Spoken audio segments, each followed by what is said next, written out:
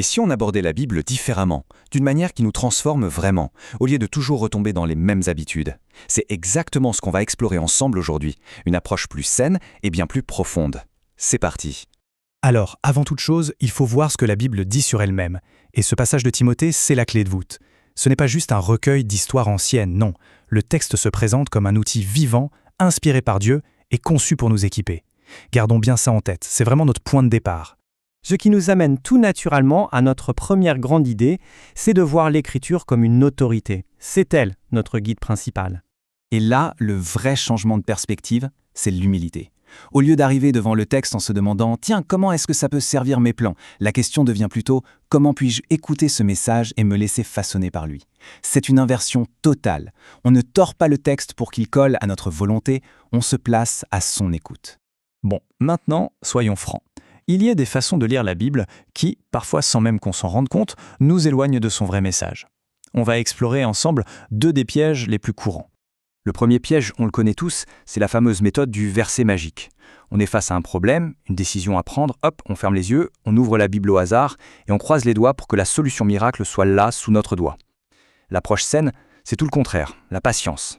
C'est faire confiance que Dieu nous parlera au bon moment, non pas par une sorte de loterie, mais à travers une lecture régulière et réfléchie. L'image de la marionnette ici est très parlante. En cherchant le verset magique, c'est un peu comme si on essayait de tirer les ficelles, de faire de Dieu une sorte de distributeur automatique de réponses. On le réduit à notre service en fait. Mais comme le prophète Ésaïe le rappelle si bien, ses pensées ne sont pas nos pensées. Ses chemins sont bien au-dessus des nôtres.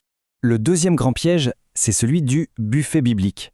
On se sert, on prend ce qui nous plaît, les promesses qui réconfortent, les psaumes qui apaisent, et on laisse de côté tout ce qui dérange, tout ce qui nous remet en question. L'approche saine, c'est de tout prendre.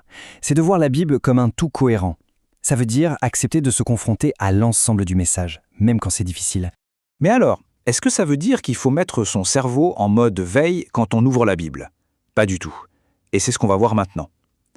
Loin d'être l'ennemi de la foi, notre raison est en fait un outil que Dieu nous a donné. Et ce qui est vraiment frappant, c'est que c'est Jésus lui-même qui le dit. Aimer Dieu, ce n'est pas seulement une affaire de cœur ou d'âme, c'est aussi avec toute notre pensée. Ce n'est pas un appel à une foi aveugle, bien au contraire, c'est une invitation à une foi intelligente. Dieu ne nous demande pas de débrancher notre cerveau, il veut l'éclairer. D'ailleurs, la Bible en est la preuve vivante. Pensez à Abraham qui négocie avec Dieu pour Sodome, ou à Moïse qui argumente au pied du mont Sinaï. Dieu ne leur dit pas « taisez-vous et obéissez ». Non, il dialogue avec eux. Et Jésus, il passait son temps à expliquer, à débattre, à utiliser des paraboles pour faire réfléchir. Clairement, la foi et l'intelligence sont faites pour marcher main dans la main. Attention, il y a un « mais ».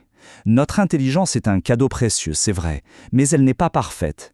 Et si on lui donne trop de place, elle peut même devenir un danger. C'est une chose essentielle à se rappeler, notre raison est humaine.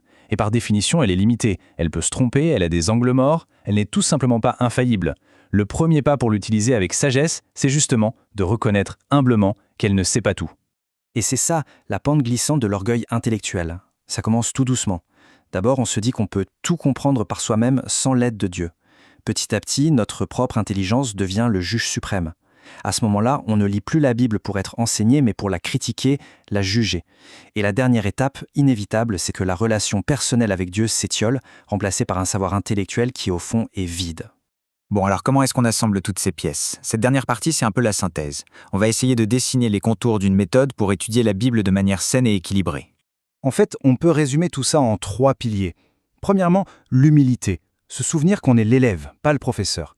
Deuxièmement, l'intégrité. Accepter la Bible dans son entièreté, pas juste les morceaux qui nous conviennent. Et enfin, le point le plus délicat peut-être, une intelligence soumise. Ça veut dire utiliser notre raison non pas pour juger le texte, mais pour se mettre à son service, en attendant que notre compréhension soit éclairée par une sagesse qui nous dépasse. On se quitte donc avec cette question, qui est vraiment au cœur du sujet. Comment cultiver, dans son propre parcours, cet équilibre si juste entre une foi humble qui fait confiance et une raison active qui cherche à comprendre? C'est sans doute le défi de toute une vie et c'est aussi la plus belle des aventures. Merci d'avoir suivi cette analyse.